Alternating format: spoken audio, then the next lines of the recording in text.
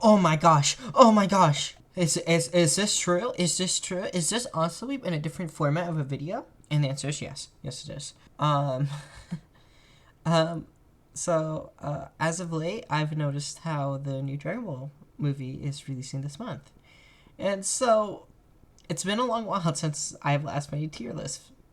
Last tier list I made was, the JoJo one, right? So, I wanted to try something different, and I think it's time as to give my thoughts on each Dragon Ball movie.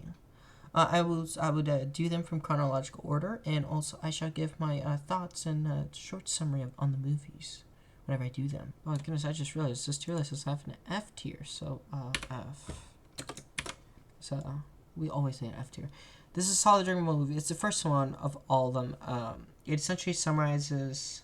It encapsulates the first arc of the Dragon Ball manga, distills it into a 1 hour and 30-minute feature that's pretty good with a reinterpretation of Emperor Pilaf. Sleeping Princess and Devil's Castle.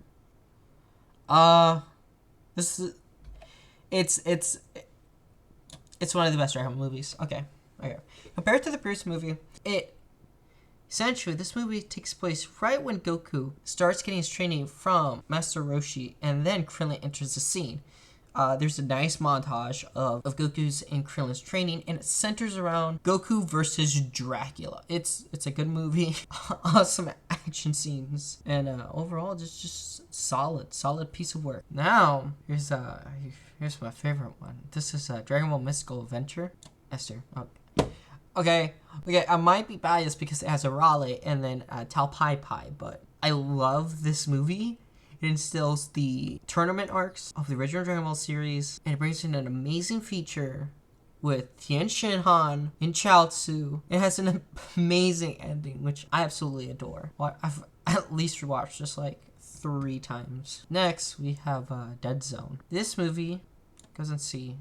It's the first Dragon Ball Z movie. It essentially boils down to the Raditz arc of the Dragon Ball series, and it introduces Emperor Pilaf. I love the final action scene with Goku and Piccolo together, a nice introduction with Goku. But aside from that, and Emperor Pilaf returning in the main series, it's a mid movie. Okay, next what we have is World's Strongest. World's Strongest. I don't like it. Kind of bad. Series brings in the Saibamen from the Saiyan saga, and overall, it's not a good movie.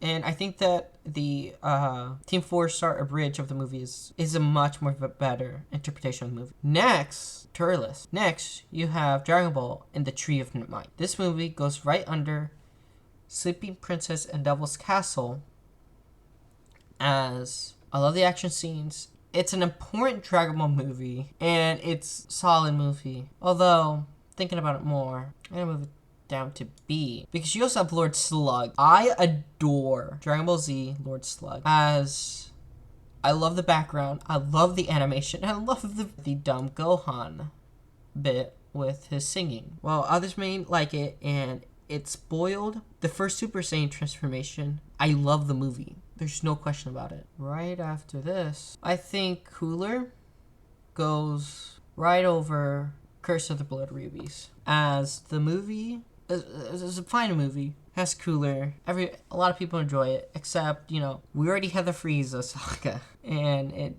it's just like, hey, instead of Frieza being a Namek, he's on Earth. Whoopie doo, And then you have Cooler's Revenge, which is, hey, Cooler, and it's just the Frieza saga, but in space. But it's a cyber Frieza, like the one seen in the beginning of the Android arc, which is better than the original movie. I have to be honest. I know what I just said, how the first Cooler movie is essentially the Frieza saga, but I have to say the animation is a little better. This is quite a bit better in the Return of Cooler. After that, next we have Dragon Ball Z Android 13. I like the beginning portion of this movie, and I like the introduction of Vegeta, but it sucks. I have to be honest, it sucks.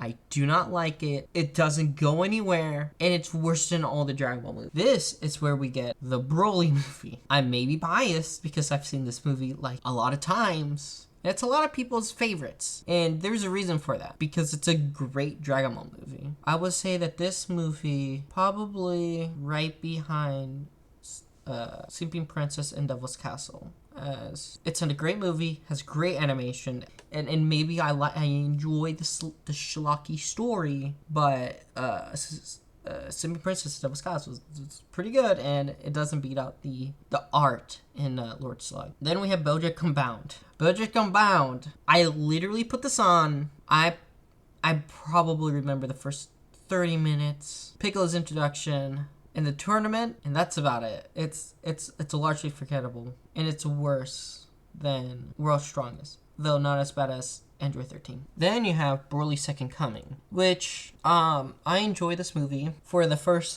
probably 10 minutes, and then the finale. But the middle, it's just kind of boring, kind of makes me tired, and I just don't like it. I would probably put it right over World's Strongest.